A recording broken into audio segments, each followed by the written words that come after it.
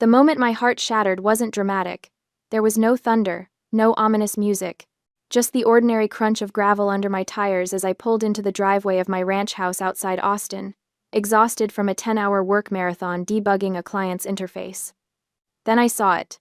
Or rather, I saw where it used to be.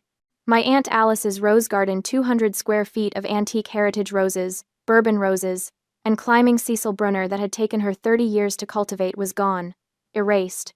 In its place was a flattened patch of brown dirt, smooth as a putting green, with industrial rolls of artificial turf stacked at the edge, like oversized carpet samples. A small bulldozer sat nearby, its bucket still caked with soil and what looked like shredded roots. I sat frozen in my car, hands still gripping the steering wheel, staring at the carnage. The garden had been right there this morning. I had passed it on my way out, noted the early blooms on the Madame Isaac Pereire. Now there was just nothing. My vision tunneled. I could not breathe. I stumbled out of the car, my laptop bag forgotten on the passenger seat, and walked toward the destruction on legs that didn't feel attached to my body. The air smelled wrong, like diesel and torn earth instead of the faint rose perfume that usually drifted through the yard on spring evenings. "Oh, you are home early." My father's voice cut through my shock like a hacksaw. "What do you think? Pretty impressive, right?" Arthur Bennett stood near the artificial turf rolls, hands on his hips in that self-satisfied pose he always struck when he thought he had done something clever. At 62, he still had the build of a former high school football player, gone soft, broad shoulders, thick around the middle, with silver hair he kept meticulously groomed. He was wearing khakis and a polo shirt, like he was about to tee off at a country club instead of standing in the ruins of something irreplaceable. "What?" My voice came out strangled. "What did you do?" "Upgraded the property." He gestured grandly at the dirt. "Those thorny bushes were a liability, Skylar. Lowered the property value. Do you know how many times I have gotten scratched just walking past them? Pudding green, though now that is class. That is the kind of feature that says successful people live here." My mother, Kate, emerged from the house carrying 2 glasses of iced tea. She was 60 but dressed like she was trying to recapture 40 blonde highlights, too much jewelry, a tunic top that probably cost more than my monthly grocery budget. She had been pretty once, I think, before bitterness had settled into the lines around her mouth. "Skylar, don't just stand there gaping," she said, handing 1 glass to my father. "You could at least thank your father for improving your property. The neighbors are going to be so jealous." "Thank him?" I could barely form words. You destroyed Aunt Alice's garden. That garden was a bunch of weeds that attracted bees and took up valuable space," Dad interrupted, taking a long drink of his tea. "Your aunt had no sense of modern landscaping. This is a ranch property, Skylar. It should look refined, not like some overgrown cottage in the English countryside. Those roses were heritage plants."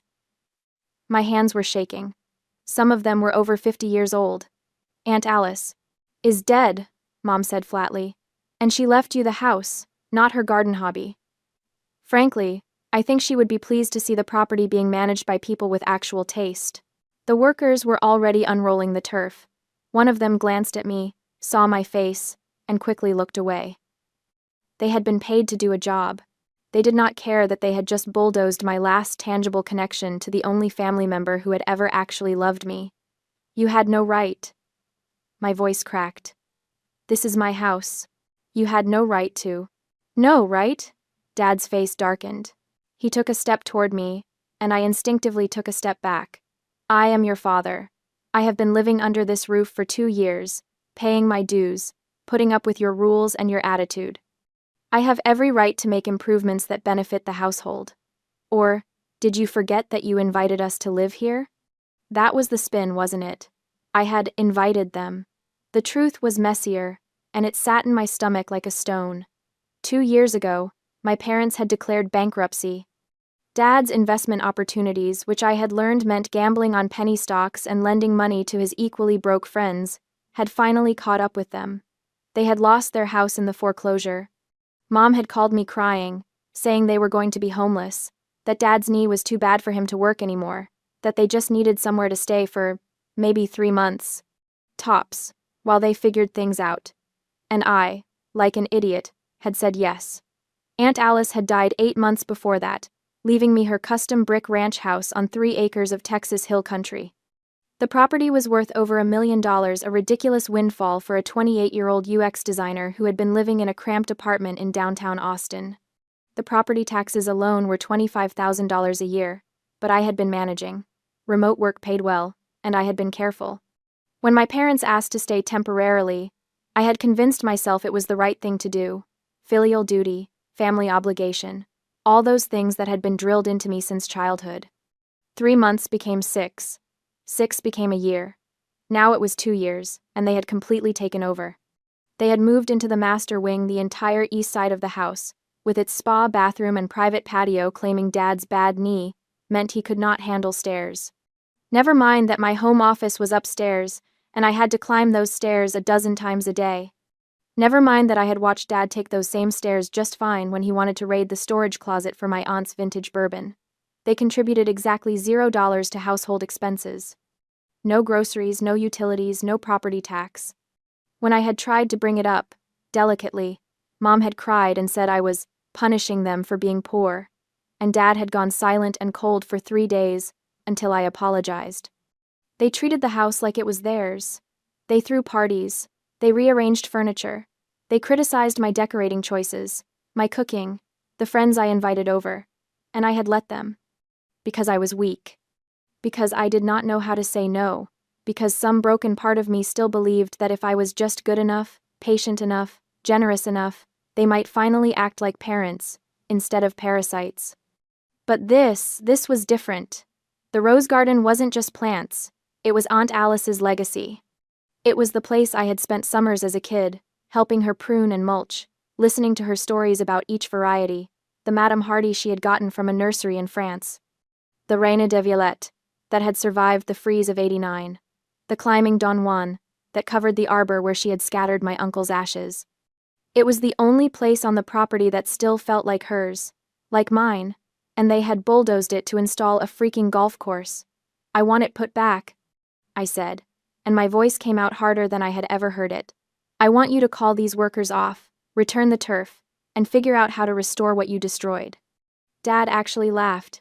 Put it back? Skylar, those plants are in a dumpster halfway to the landfill by now. What is done is done. Then you can replace them. There are heritage rose nurseries. You can. I am not spending a dime on those thorny death traps, Dad said. He set his tea glass down on the patio table with a decisive thunk. The pudding green is happening.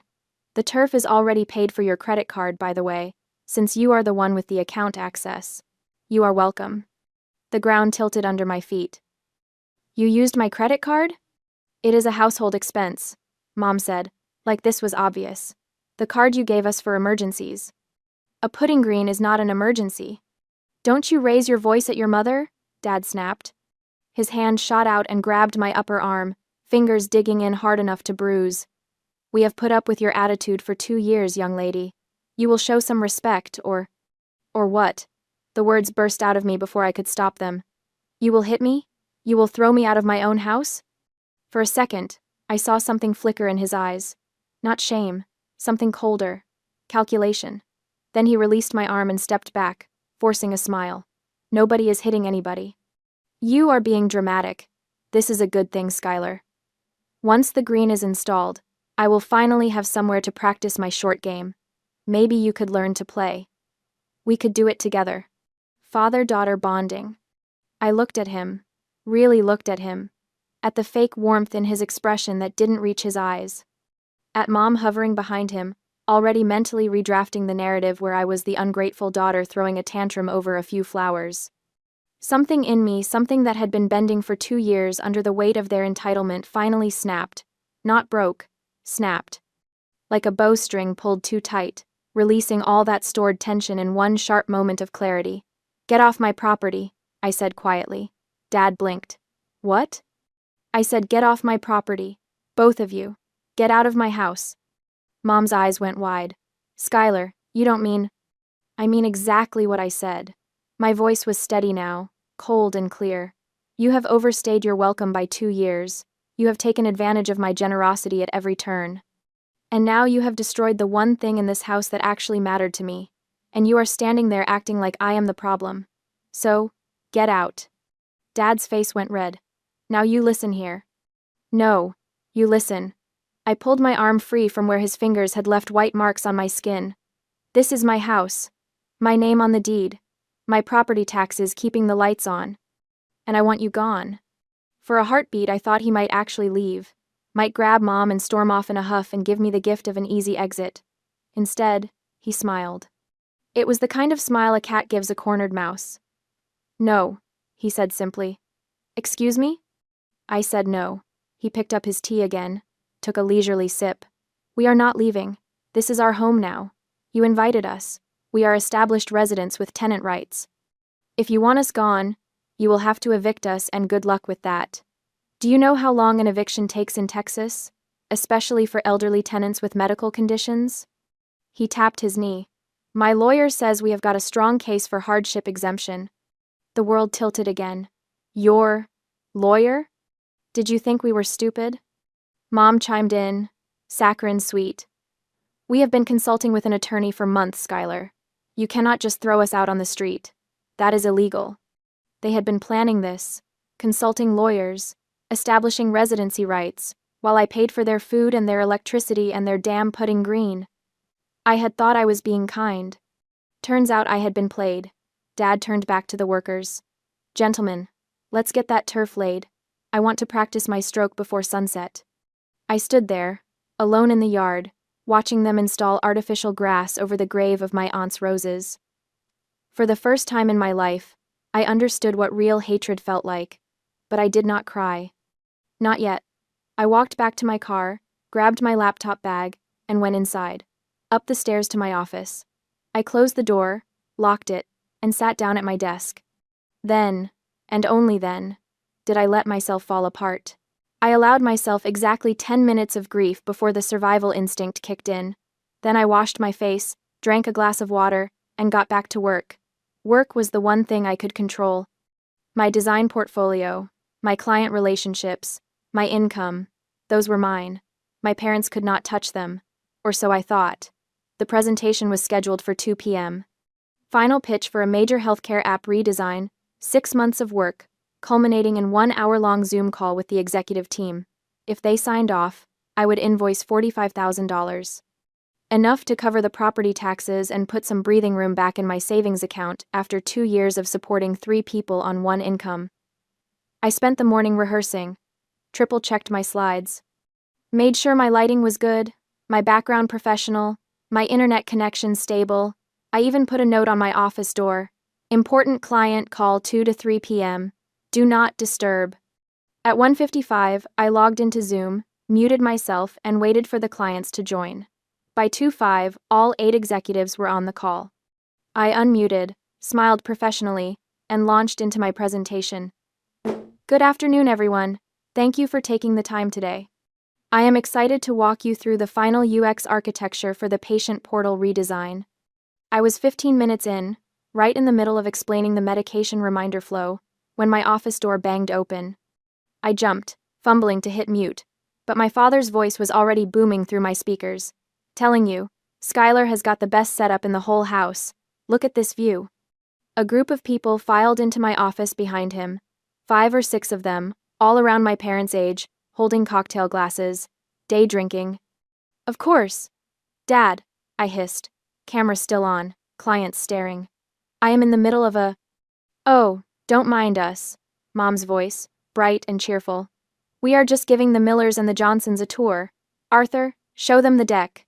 Excuse me for one moment, I said to the screen, trying to maintain composure. I stood up, walked quickly to the door. I specifically asked you not to interrupt. This is a critical work meeting. Work meeting? Dad scoffed, loud enough for the microphone to catch. You are sitting in your pajamas talking to a computer screen. That is not a real meeting.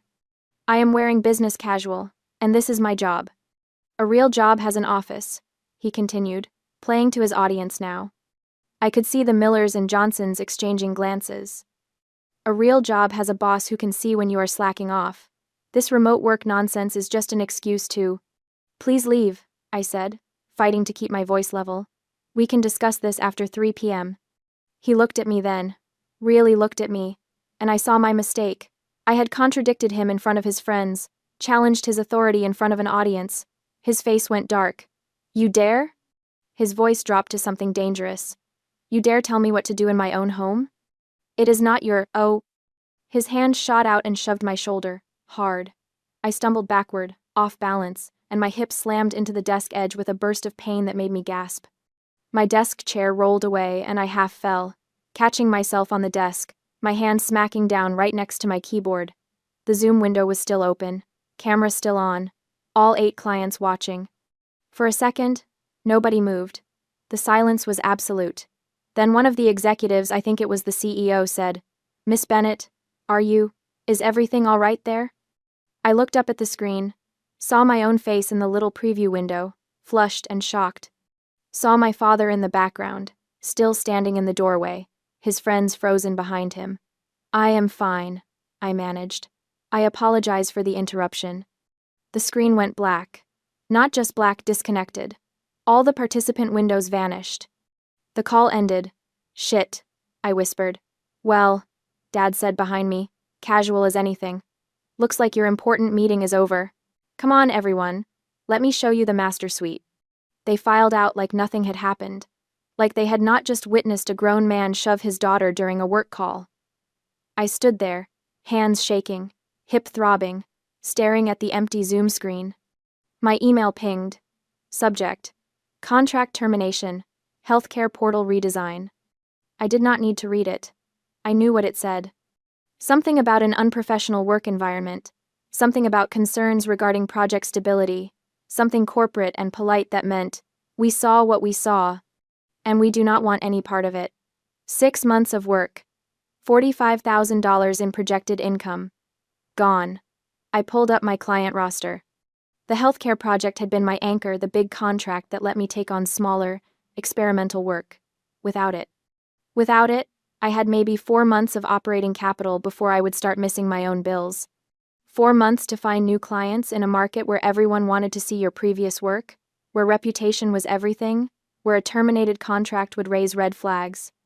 I sat down slowly, wincing at the bruise already forming on my hip. The old Skylar, the one from this morning, would have cried again. Would have gone downstairs and tried to explain, tried to make peace, tried to smooth everything over because that is what kept the household functional. But that Skylar had died in the rose garden. This Skylar just felt cold. I did not go downstairs for the rest of the day.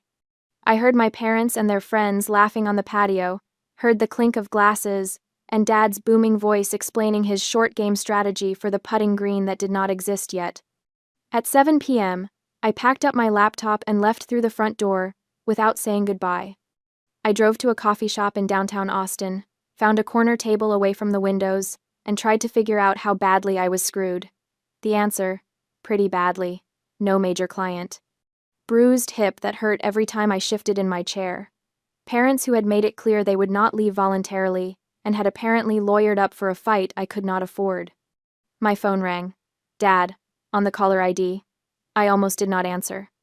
But muscle memory from 2 years of conditioning made me pick up. Skylar. His voice was different now, annoyed, not angry. "Where are you?" "Coffee shop. Working." "Well, get back here. The irrigation system for the putting green is not working right, and the installer already left. I need you to troubleshoot it." Of course he did. Because in addition to being his landlord, his ATM, and his punching bag, I was also apparently his tech support. "I will walk you through it," I said, putting the call on speaker. "What is the error message?" For the next 15 minutes, I patiently guided him through the settings on the irrigation controller.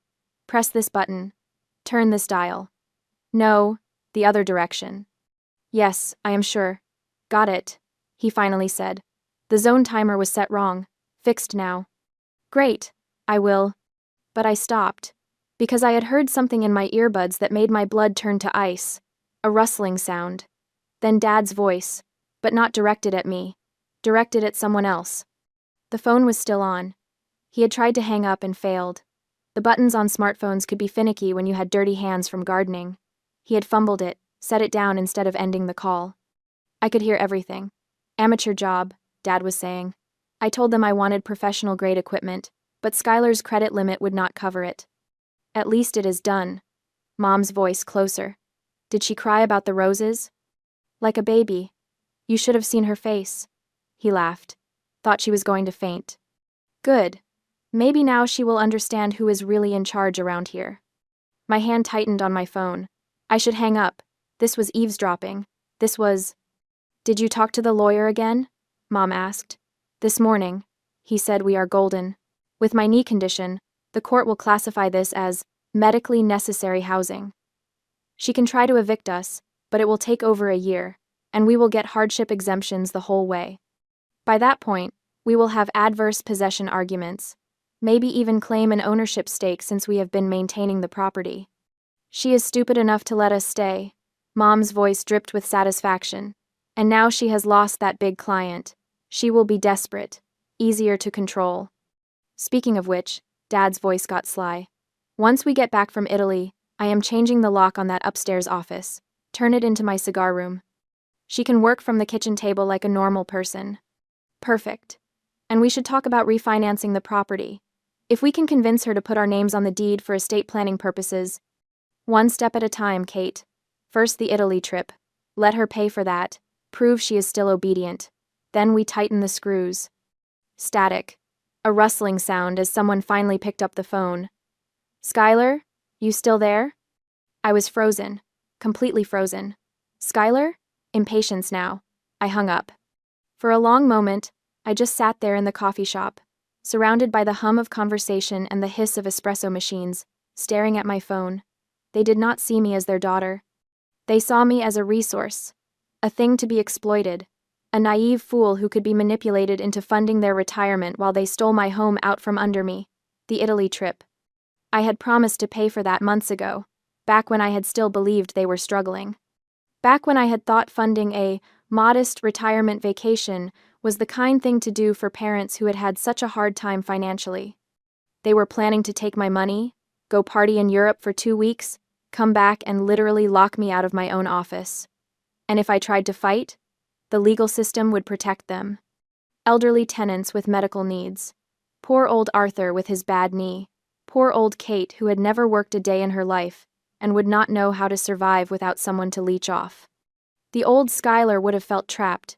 The new Skylar felt something else entirely. Clarity. I opened my contacts and scrolled to a name I had not called in 2 years. Roman Thorne, the attorney who had handled Aunt Alice's probate. He answered on the 3rd ring. Skylar? Long time. Roman. My voice came out steady. I need to ask you a legal question. Hypothetically. Hypothetically, he echoed, amused. Shoot. If someone owns a house free and clear, no mortgage, their name alone on the deed, and they have tenants who refuse to leave, does the owner have the right to sell the property? Silence. Then, this is not hypothetical, is it? Does the owner have the right to sell? I repeated. Yes. Roman's voice shifted, became more serious. Property owner always has the right to sell. The occupants become the buyer's problem. It is actually one of the few ways to handle a tenant who has dug in legally. You sell the house, transfer the deed, and the new owner can handle eviction proceedings. But Skylar, standard buyers' families, people looking for a home, they won't touch a place with squatters. It is too much risk. So I am stuck? Not necessarily. There are investors, wholesalers, firms like Lone Star Holdings. They buy distressed properties for cash. They do not care about occupants because they have their own legal teams and security contractors to handle extractions. Extractions? They are brutal, Skylar. They buy as is, usually well below market value, and they clear the property out fast. It is not pretty. I need to sell my house, I said. Fast. And I need the sale to be quiet. Can you get me a number for Lone Star Holdings? How fast? 2 weeks. He whistled low. That is ambitious, and you will take a hit on the price. They are sharks. Can you help me? I asked again. Another pause. Then, I know a rep there. Stella Wright. She handles their acquisitions in Travis County. I will text you her contact info. But Skylar, be careful. Whatever you are planning. I am not planning anything, I said. I am just taking back what is mine. I hung up before he could respond. Roman's text came through 30 seconds later. Stella Wright's name and number. I did not hesitate. I called immediately. Stella Wright, Lone Star Holdings. a crisp voice answered. Miss Wright, my name is Skylar Bennett. Roman Thorne gave me your number. I have a custom brick ranch on 3 acres in hill country, appraised at $1.1 million. I need to sell it for cash in the next 2 weeks. Occupied? She asked instantly, the professional shark smelling blood. Yes, 2 occupants. No lease. We buy distressed assets at a discount, she stated flatly. If we have to handle an eviction, we offer 70 to 80% of market value. We can close in 10 days. Cash. I did the math. 80% of $1.1 million was $880,000. But, if I pushed, the structure is pristine, new roof, and the occupants will be out of the country on vacation when we close. You won't have to fight them to get in, you will just have to keep them out. Silence on the line. I could practically hear her calculating the reduced risk. If the property is vacant at closing, Stella said slowly, we can do $980,000. But we take possession immediately. We change locks, we secure the perimeter. When they come back, it is our problem, not yours. Deal, I said. I will email the contract tonight. Electronic signature. We will wire the funds upon clear title. I hung up and sat back in my chair, ignoring the ache in my hip. For 2 years, I had been playing defense, accommodating, compromising, trying to be the good daughter. It was time to play offense. I pulled out my laptop and opened my browser, searched iPhone 15 Pro, in stock, Austin pickup. The Apple Store had them. I could pick one up tonight. Phone B, the lifeline, the phone that would hold my work email, my banking apps, my 2-factor authentication codes. The phone my parents would never have access to. Phone A, my current iPhone 11 Pro Max, would become the trap, the bait, the thing that made them believe they still had control. I placed the order and stood up, wincing slightly. Tomorrow, the real work would begin. Tonight, I just needed to stop shaking. The next morning, by the time the sun rose following my eavesdropping, the last remnants of my guilt had evaporated. I woke up not with sadness, but with a cold, crystalline clarity. I walked into the kitchen at 7 a.m. to find Dad making coffee like he was the lord of the manor. Mom was at the table, scrolling through her phone. Oh good, you are up? Mom said without looking at me. We need to finalize the Italy arrangements. Arthur wants to upgrade the flights to business class. Coach is terrible for his knee, and I found this absolutely darling hotel in Tuscany. I poured myself coffee, watching the steam rise. I will look at the flight options today. Mom beamed. Wonderful. Oh, and we will need spending money. Maybe $3,000? For dinners and souvenirs. Fine. They both blinked. The fight they were bracing for never came. Really? Mom's eyes narrowed slightly, suspicious of the easy victory. Really? I set down my mug, forcing a smile that didn't reach my eyes. You are right. You deserve a nice vacation. After everything you have been through financially, you should enjoy yourselves. Dad relaxed, satisfied. That is more like it. I knew you would come around. Family takes care of family, Skylar. That is what your aunt would have wanted. Aunt Alice would have set the house on fire before she let these vultures pick over her life's work, but I just nodded. I will book the flights this morning. Later that morning, my phone rang. It was Stella Wright from Lone Star Holdings. We have reviewed the title, she said, businesslike and cold. It is clean. We are ready to move forward. The contract is in your inbox. $980,000 cash. Closing date is set for Friday the 14th. Excellent. Just to reiterate, Miss Bennett, we are buying this as an investment vehicle. The moment funds are wired, our security team takes control of the asset. We do not tolerate trespassing. You are sure the occupants will be gone? They leave for Italy in 48 hours, I confirmed. The house will be empty. Perfect. Sign the papers and we are in business. After hanging up, I sat at my desk. $980,000. Combined with my savings, I would have nearly $1 million. Enough to disappear. Enough to start over. But first, I had to get them on that plane. The next 2 days were a masterclass in deception. I played the submissive daughter perfectly. I upgraded their flights to business class. I booked the 5-star hotel with the vineyard views. I transferred $3,000 to Mom's checking account. I even helped Dad pack his golf clubs he had wanted to bring them, for networking, but Mom vetoed it due to baggage fees. "Leave the clubs home, Arthur," she had commanded. "We are going to wine country, not Street Andrews." He had grumbled but complied, leaving the heavy bag in the garage. I made a mental note. The clubs stay here. The morning of their departure arrived in a pre-dawn haze. I drove them to the airport at 4 a.m. The trunk was packed with 3 huge suitcases for a 2-week trip. At the departure's curb, Mom gave me a perfunctory hug that smelled of expensive perfume. "You be good while we are gone. Keep the house clean." Of course. Dad turned back before wheeling his suitcase through the sliding doors. "Remember," he said, "the putting green needs to be watered twice daily. Don't let the artificial turf dry out. And fix that sprinkler head by the time we get back." "Yes, sir." I kept my head down, voice meek. He patted my shoulder, the same shoulder he had shoved just days ago. "That is my girl." I watched them disappear into the terminal. The moment the automatic doors hissed shut behind them, the submissive mask dropped from my face. I got back in my car, and as I merged onto the highway, a laugh bubbled up from my chest. It wasn't a happy sound. It was dark, sharp, and jagged. I drove home, watching the sky lighten from black to pale gold. By the time I pulled into the driveway, the sun was fully up, casting long shadows across the hated putting green. I pulled out my phone and checked the flight status. Departed. I went inside, made a fresh pot of coffee, and opened my laptop. The email from Stella was waiting. Subject: contract, countersigned, closing initiated. I read it twice. Then I stood up and looked around the house. My house. Not for much longer. The silence that settled over the house the moment their plane took off was profound, as if the walls themselves were finally exhaling. I did not waste a single hour. The very next morning, the moving crew I had hired arrived.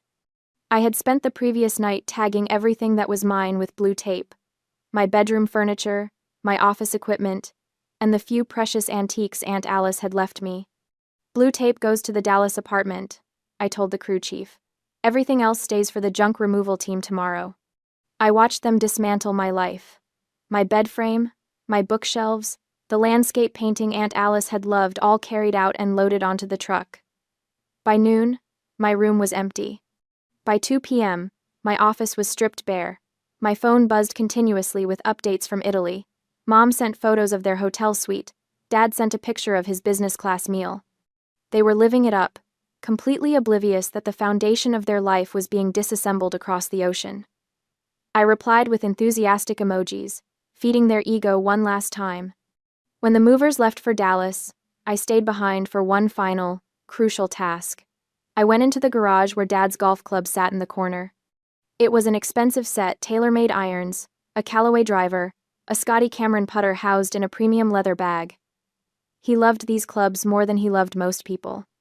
I unzipped the main cover and pulled the irons out, laying them carefully on the concrete floor.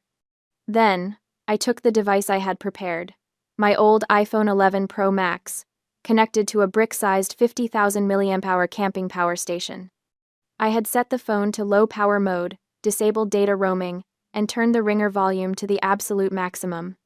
I wrapped the phone and the battery brick in a layer of bubble wrap to prevent them from rattling, then dropped the package into the deepest well of the golf bag right at the bottom, where the club grips usually rested. I jammed the clubs back in one by one. The shafts locked the device in place, burying it under layers of graphite and steel. Even if someone unzipped every pocket, they would not find it. To get to that phone, Dad would have to dump his entire precious set onto the ground. The ringtone would sound like it was coming from the ghost of the bag itself, muffled, deep, and impossible to locate without complete dismantling. "Perfect," I whispered. The following day, the junk removal crew arrived to clear out everything else. My parents' king-sized bed, their 60-inch TV, Mom's vanity, their clothes, all of it was packed and hauled to a climate-controlled storage unit an hour outside of town. I made sure the golf bag was placed in the very back corner of the unit, buried behind a wall of boxes. I locked the storage unit and drove away. The trap was set. The days that followed were a blur of finality. I hired cleaners to scrub the house until it smelled like lemon and emptiness. I scheduled the utility transfers. I watched the house transform from a home back into a structure vacant, echoing, and ready for new life. On the evening before the closing, as I was unpacking the last box in my new high-rise apartment in Dallas, my phone rang. It was Dad. "Hi, Dad. How is Tuscany?" I asked, putting the call on speaker while I arranged books on my shelf. "Incredible," he said, sounding slightly tipsy. "We are at a vineyard. You can see for miles." "Listen, Skylar, I was just telling your mother. I really wish I had brought my clubs. Saw a guy on the course today with that same putter I have. Made me miss mine." I paused, holding a book in midair. The irony was so thick I could taste it. "Is the bag safe in the garage?" he continued. "No humidity getting to the leather?" I smiled at the empty room. "It is extremely safe, Dad. I made sure it is stored somewhere very secure. It will not be moved until you get back." "Good girl. That set is my pride and joy." "I know, Dad. I know. We will see you in a few days. Love you, kiddo." "Love you too," I said, and ended the call. The final morning arrived with a sky the color of bruised steel. I drove back to Austin one last time. There was no sentimental walkthrough with a nice couple. I met a courier from Lone Star Holdings in the driveway. He didn't even go inside. He just took the keys, handed me a packet of final disclosures, and checked the property off on his iPad. "Assets secured?" he muttered into a Bluetooth headset. "Boarding crews will be here at 1,400 hours. ASIN." Before I left the house for the last time, I stopped at the smart home control panel in the hallway. Fingers flying across the screen, I initiated the ownership transfer protocol. I deleted user, dad and user, mom. I wiped the entry logs. Finally, I disabled the remote notification system. When my parents eventually returned and tried their old code, no alert would come to my phone, no chime would welcome them. Just a cold, red light blinking, access denied. The house was no longer intelligent. For them, it was now just a fortress specifically designed to keep them out. We met at the title company at 1 p.m. The room smelled of stale coffee and printer toner. I signed page after page of legal documents, each signature severing a tie to my past. At 2:51 p.m., my phone buzzed. Wire transfer received. $947,382.19. The money was real. The house was gone. The deed was done. I walked out of the office building and into the blinding Texas afternoon sun. My parents were still in Italy, sleeping off a wine hangover, completely unaware that they were now homeless. I got into my car, turned on the radio, and drove toward the highway. I did not look back. 3 days drifted by in a strange, suspended reality. I knew what was coming, but the waiting was its own form of torture, the good kind, like anticipating the punchline of the world's longest, most expensive joke. I threw myself into work, reached out to old clients, pitched new projects, rebuilt the professional reputation my parents had damaged. The apartment in Dallas became my command center. Coffee at dawn, design work until noon, afternoon meetings via Zoom with my camera on and my background carefully neutral. Nobody needed to know I had just sold my house. Nobody needed to know I was hiding. Then came the 14th day, Judgment Day. I woke up at 6 a.m., too anxious to sleep. Checked the flight status on my laptop. On time. Arrival at Austin Bergstrom at 8:19 p.m. Lone Star Holdings had taken possession of the property 4 days ago. According to Stella, their asset preservation team had already been through. They had secured the perimeter, drained the pool to save on maintenance, and posted signage. I spent the day in a state of hyper-awareness, watching the clock tick toward evening. At 7 p.m., I ordered takeout and barely touched it. At 7:45, I started refreshing the flight tracker obsessively. Landed. 8:19 p.m. They were home. Or rather, they thought they were going home. I imagined them collecting their luggage, tired but happy. Tanned from the Italian sun, full of stories about art and wine and la dolce vita. The line at customs was notoriously long at this hour, and baggage claim would take forever with their oversized suitcases. At 9:45 p.m., I pulled up the home security camera app on my phone, the one connected to the Ring doorbell I had installed last year. I still had admin access, The investment firm hadn't swapped the hardware yet, only the locks. I watched the dark driveway, the empty porch, the house sitting silent under the exterior lights. At 10:05 p.m., headlights appeared. A taxi pulled into the driveway. I watched the grainy footage as both passenger doors opened. My parents climbed out, Dad stretching his back, Mom already directing the driver to help with luggage. They paid. The taxi drove away. Then they were alone in the driveway, surrounded by suitcases, staring at their kingdom. Dad walked to the front door first, pulling out his phone to access the code I had given him 2 years ago. He punched it into the smart lock keypad. Red light. Access denied. He tried again, slower this time. Same code, carefully entered. Red light. Kate, what is the door code? His voice carried through the Ring doorbell's audio, tinny but clear. Same as always. 5283. Your birthday. He tried it a third time. Red light. Access denied. Is your phone acting up? Mom asked, pulling out her own phone. Use mine. She tried. Red light. I watched Dad's face cycle through confusion, annoyance, then the first flicker of fear. Maybe the battery died, Mom said uncertainly. Try the back door. They left their luggage on the front porch, suitcases full of Italian souvenirs and dirty laundry, and walked around the side of the house. I could not see them anymore, but I knew what they would find. All the doors locked, all the codes changed, all their access revoked. A minute later, they reappeared on camera. Dad was on his phone now, pressing it to his ear with increasing agitation. Calling me, calling phone A. In a storage unit an hour away, my old iPhone 11 Pro Max began to ring. The sound would be muffled by the golf bag, distorted by the enclosed space, but it would ring, and ring, and ring. No voicemail picked up. I had disabled that feature. They would just hear it ring endlessly, a phone that was clearly on but mysteriously unanswered. I watched Dad pull the phone from his ear, stare at it, and try again. Ring, ring, ring. On my end, I saw the missed call notification appear on phone B, forwarded from my old number, but I did not answer. Dad tried the back door again, this time rattling the handle aggressively. Then he walked to the large sliding glass door that led from the patio to the living room. He pressed his face to the glass, hands cupped around his eyes to see through the reflection.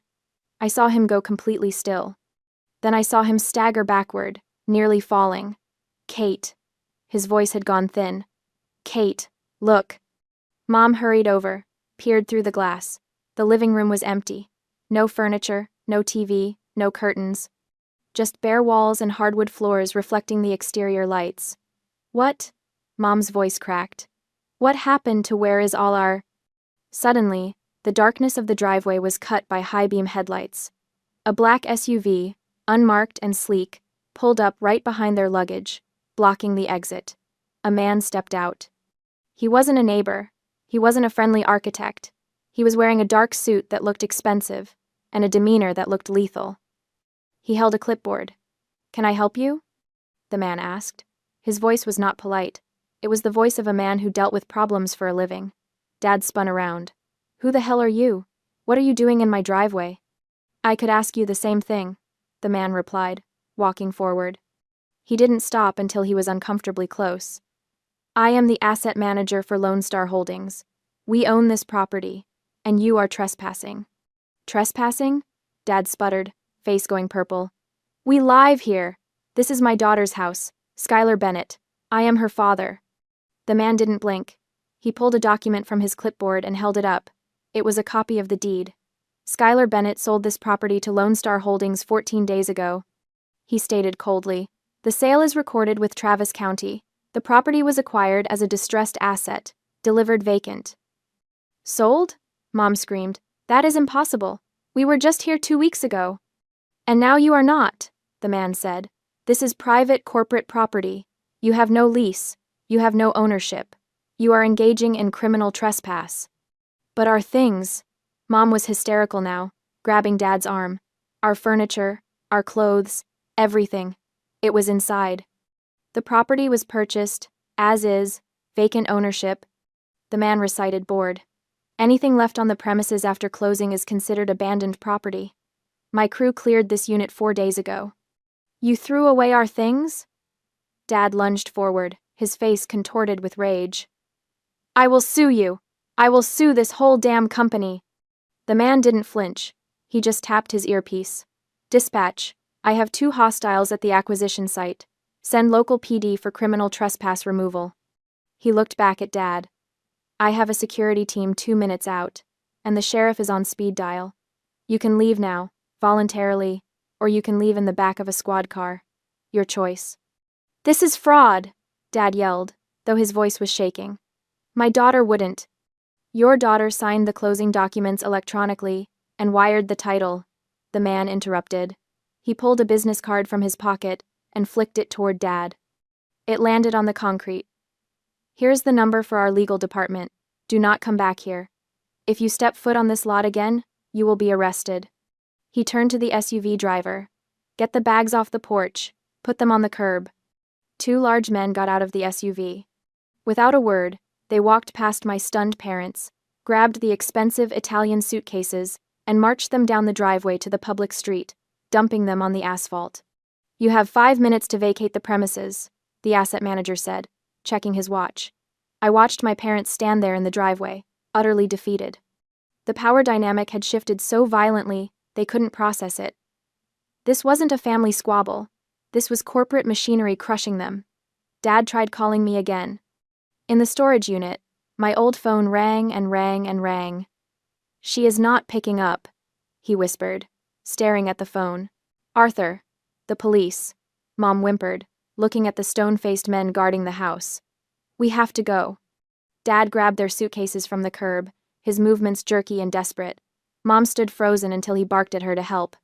Together, they dragged their luggage down the road, away from the house that was now just a line item in an investment portfolio. The Ring camera watched them vanish into the darkness. The asset manager watched them go, then turned and walked back to his SUV. I closed the Ring app and sat back on my couch, hands shaking slightly. It was done. I waited exactly 1 hour. Let them check into whatever hotel they had found. Let them try calling me a dozen more times, hearing that maddening ringtone echoing from somewhere they could not reach. Then I opened my email on phone B and composed a message. The subject line was simple. Regarding the house. Dear Arthur and Kate. By now you have discovered that the ranch house has been sold. I am sure this comes as a surprise, but I want to assure you that everything was done legally and properly. The property was mine to sell, and I exercised that right. I sold the property to Lone Star Holdings, an investment firm specializing in distressed assets. They are not the kind of people you can manipulate or bully. As you have likely discovered, they have strict policies regarding trespassing. I understand you are probably looking for your belongings. They have been safely moved to a climate-controlled storage unit. The address is Location B address. The access code is Code. Everything you owned is inside Unit D, Row 12. I have paid for 1 year of storage in advance. As for why I did this, I think you know. You bankrupted yourselves through your own poor decisions. I gave you a place to live out of kindness, and you repaid me by taking over my home, contributing nothing financially, and planning to steal my property through legal manipulation. Yes, Arthur, I heard your conversation on the phone, the hot mic incident on the 2nd day of the saga, when you thought you had hung up but hadn't. I heard everything. Your lawyer's advice about squatters' rights. Kate's plan to turn my office into your cigar room, your entire scheme to claim ownership through adverse possession. I have attached the audio recording of that conversation to this email, in case you were wondering if I had proof. You destroyed Aunt Alice's rose garden to build a putting green. You cost me my biggest client of the year by barging into my work meeting. You physically assaulted me on camera. You treated me like a servant in my own home for 2 years. So I sold the house while you were living it up in Italy on my dime. I sold it to a corporation that doesn't care about your stories, and I moved on with my life. Don't bother calling my old number. That phone is inside your golf bag, Arthur, in the storage unit, plugged into a portable power bank. I imagine the ringing has been driving you crazy. You can retrieve it any time, assuming you are willing to dig through all those boxes to find it. This is not a negotiation. This is goodbye. You wanted to use the legal system against me. I used it better. You wanted to take what was mine. I took back my freedom instead. Don't contact me again. I have blocked both your numbers on my new phone. If you show up at my new address, which you do not have and will not find, I will file a restraining order. I am done being your ATM. I am done being your victim. I am done. Consider this the discipline you tried to teach me, reflected right back at you. Skylar. I attached the audio file, the recording I had made of the hot mic incident, their voices clear and damning as they plotted against me. Then I hit send. The email went out into the digital void, arriving on both their phones within seconds. I imagined them reading it in some hotel room, the full scope of their situation finally crystallizing. No house to return to, no daughter to manipulate, no easy path forward, just a storage unit full of their belongings and the consequences of their own greed. My phone buzzed immediately. Text message from an unknown number, probably Dad using the hotel phone or a friend's cell. You ungrateful little snake. After everything we did for you, after we raised you, you owe us everything. I blocked the number without responding. Another text, different number. Mom this time. Skylar, please. You don't understand. We have nowhere to go. We are your parents. You can't just abandon us. Please call us back. We can fix this. We can talk. Blocked. More messages came in over the next hour, from various numbers, friends' phones, probably. Increasingly desperate, then angry, then threatening, then desperate again. I blocked them all. Around midnight, a voicemail appeared on my new phone. I do not know how they got the number, probably from an old contact list or emergency form somewhere, but I listened to it. Dad's voice, slurred from alcohol or exhaustion or both. Skylar, it is your father. We need to talk. This is insane. You can't do this to family. We made mistakes, okay? I admit that. Maybe we pushed too hard. But you are our daughter. We love you. Does not that count for something? Call me back, please. We are at the extended stay on Route 183, room 247. We just need a place to stay while we figure this out. That is all. Just call me. I saved the voicemail, not to respond to it, but as evidence in case they tried to cause legal trouble later. Then I turned off my phone and went to bed.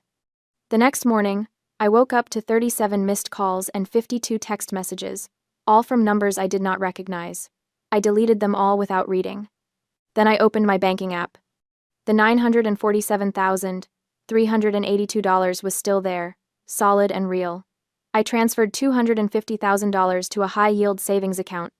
Set aside $150,000 for estimated taxes on the sale. The rest stayed liquid for living expenses and business investment. I had a consultation call at 10 a.m. with a potential new client, a startup needing a complete UX overhaul. I showered, made coffee, set up my laptop in my home office. The call went perfectly. They loved my portfolio. We discussed timeline and budget. By 11 a.m., I had a signed contract for $30,000. After the call, I stood by my floor-to-ceiling windows, looking out at Dallas. The city stretched out below me, full of possibility. Full of people who did not know my history, did not know my parents, did not care about anything except the quality of my work. I was anonymous here, free here. My phone buzzed. Stella Wright. Security team reported the removal. Smooth. House is currently being boarded up for renovation. Pleasure doing business with you, Skylar. I am perfect, I typed back. Thank you for everything. Fresh start. That is exactly what this was. I thought about Aunt Alice, about her rose garden and her kindness and the inheritance she had left me. She had wanted me to have security, to have a beautiful place to build my life. My parents had turned that gift into a prison, so I had burned it down and walked away. And if the fire also burned them? Well, they had lit the match when they destroyed those roses. I spent the rest of the day working, planning, building, sketched out designs for my new client, updated my portfolio website, researched apartments in Dallas that allowed long-term leases. My parents kept calling. I kept blocking. By evening, the calls slowed. Maybe they had finally understood I meant what I said. Maybe they had found a friend to take them in. Maybe they had checked into that extended stay hotel and were trying to figure out their next move. I did not know. I did not care. That night, I ordered expensive takeout sushi from a place I had been wanting to try, poured myself a glass of wine, ate dinner while watching the city lights come on one by one across the Dallas skyline. Somewhere out there, my parents were dealing with the consequences of their actions. Somewhere out there, Lone Star Holdings was gutting the house for profit. And I was here, in my own space, eating good food, and thinking about the future. For the first time in 2 years, I felt like myself again. Not the doormat daughter who could not say no. Not the victim who accepted abuse as the price of family. Just Skylar. Free, solvent, and utterly done with their bullshit. I raised my wine glass in a silent toast to Aunt Alice, wherever she was. I hope you understand, I thought. I hope you would have done the same thing. The city lights twinkled back at me, beautiful and indifferent, and I smiled. 4 months have drifted by since that fateful night, carrying the past away like leaves on a river. I am sitting on the balcony of my apartment in Dallas, watching the sunset paint the skyline in shades of amber and rose gold. The air here is different, quiet, peaceful. No sound of golf clubs clanking against the garage wall at 6 in the morning. No raised voices demanding I make dinner or do their laundry. Just the gentle rustling of wind through the leaves of my newly planted rose bushes. They are arranged in large ceramic pots along the balcony railing, 6 of them, each one carefully selected to mirror Aunt Alice's original garden. David Austin roses, mostly. The same pale pink Eden climbers, the same deep crimson Munstead woods. I water them every morning, checking for new blooms with the same reverence Aunt Alice used to show. It is not the same as having 3 acres of garden space, but it is mine, all mine. The studio is thriving. I used a significant portion of the house proceeds, $200,000, to open Bennett Design Co. in downtown Dallas. Glass walls, exposed brick, standing desks with dual monitors. I hired 2 junior designers and a project manager. We specialize in UX UI for healthcare apps, and we are already booked out 3 months in advance. Turns out, when you are not spending 16 hours a day being someone's unpaid servant, you have the energy to build something remarkable. My phone buzzes the new iPhone 15 Pro, the one that holds my actual life. It is a text from Roman Thorne, my attorney. Thought you would want to know. Arthur called my office again today. 5th time this month, still threatening to sue Lone Star Holdings. I heard their legal team sent him a cease and desist for harassment.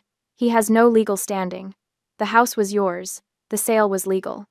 Have a good evening, Skylar. I smile, setting the phone down on the wrought iron table.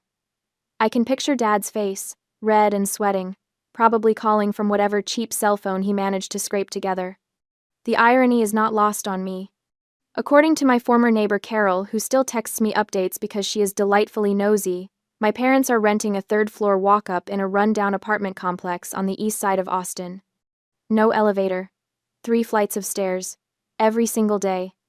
Apparently, the money they made from selling those few bottles of Italian wine, the Brunello and Barolo they had been so proud of, purchased with money they didn't earn, only covered about 3 months of rent. After that ran out, they had to dip into what little savings they had left from Dad's failed retirement fund, the same fund they had decimated with their entrepreneurial ventures and golf club memberships. Carol told me Arthur's knee is worse now. All those stairs. He uses a cane, she said. Kate does all the grocery shopping, because he can't make the climb more than once a day. I should feel guilty. I wait for it, that gnawing sensation in my stomach that used to come whenever I disappointed them. It does not come. Instead, I stand and walk to the railing, running my fingers over the soft petals of a newly opened bloom, Aunt Alice's roses. Her legacy, continued in a different form. I hope you understand. I whisper to the wind, to her memory, to whatever part of her might still be watching. I did not sell your house to hurt them. I sold it to save myself. The house was never just brick and mortar. It was a trap, a golden cage they had built around me with manipulation and guilt. Aunt Alice didn't leave me that property so I could become my parents' retirement plan, their live-in maid, their punching bag when things didn't go their way. She left it to me so I could have freedom, security, a foundation to build my own life. And that is exactly what I did. I water the roses as the sun disappears below the horizon, the city lights beginning to twinkle like stars. Tomorrow I have a consultation with a potential client, a startup developing mental health apps. The irony makes me laugh. My parents lost everything that day. The free house, the free servant, their reputation among their country club friends who undoubtedly heard about their sudden downgrade. I lost a house, but I gained my life back. And looking at these roses, breathing in air that does not taste like resentment and obligation. I know Aunt Alice would approve.